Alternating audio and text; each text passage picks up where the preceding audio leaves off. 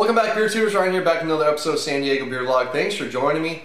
Today we're going to look at the latest release from Karl Strauss, and this is part of their 12 Days of Christmas series. This is Mouette à Trois, means Three Seagulls in English. This is their, I don't know what you want to call this beer. It's definitely a spice beer. They're calling it like a fruitcake beer. It's 8.5%, Belgian style double, if you will. They say they're using fresh apricots, cherries, and a blend of spices. And then they also are aging it on brandy-cured French oak. So, you know, it pours out. It looks like a lighter type of double. It's got like a deep amber, like beyond burnt orange into a reddish note. Not much of a head, 8%. You do see some alcohol legs. Let's get the nose. Definitely very fruity and very spicy. That's definitely the first thing I get. I'd say the apricot maybe dominates over the cherries, but you certainly get a little bit of a cherry character in there. There's some sweetness. Hard to say what they're using spice-wise, but it kind of reminds me of like your typical kind of holiday mulling spices, which are probably like some clove, cinnamon, nutmeg, that kind of stuff. A little bit of sweetness, like a little bit of dark fruit character, some caramel on the nose. But let's dig in. Cheers.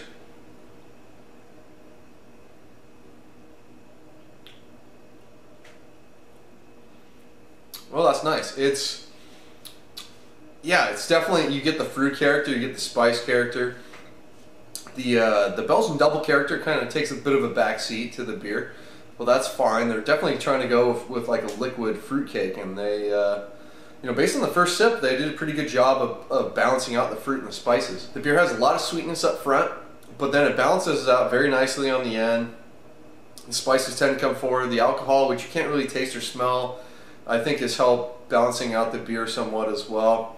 And the Belgian yeast definitely helps out too on the back end to dry out the beer. So it's balanced very nicely overall in terms of between fruit and spice and sweet and sort of drying, more bitter type of character. The blend between the cherry and the apricot flavor is definitely about the same. To my palate, neither one of them is dominating as far as the fruit character.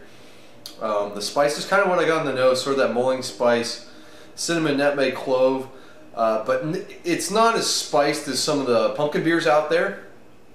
But there is a bit of a spice character up front, and then kind of get something at the finish as well, in between the sweetness, which is right in the middle. And it's mostly that fruit character, some sweeter bread, a little bit of like a caramel note. Also, like almost getting a bit of like a chocolate character on the back end. Good bit of sweet caramel in there, sweet breadiness, like sweeter biscuit. Almost not quite cake-like, but you know, approaching that kind of sweeter malt base that supports, you know, the fact that we're going for a fruitcake beer. So the more I drink, the more the mulled spices come out to play, and they start to, you know, take over a little bit from what the fruit is trying to do in the beer. But overall, it's a pretty nicely balanced beer between spice and fruit and sweetness and dryness. So they did a real nice job with it. It's definitely one of the better holiday ales I've had.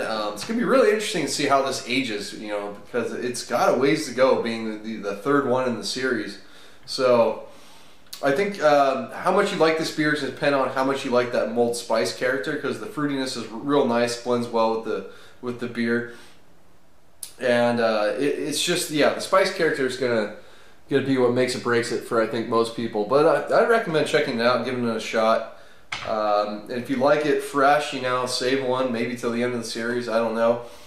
It'd be hard to say with me whether I'm gonna save them all for the end of the series. This drinking one, I kind of hear, is the peak time to drink the beers, but this one's recommended. I'm gonna go B+ with it. It definitely lives up to that fruitcake type of title of a Belgian style beer. So it's gonna wrap it up. Until next time, please comment and subscribe. Cheers.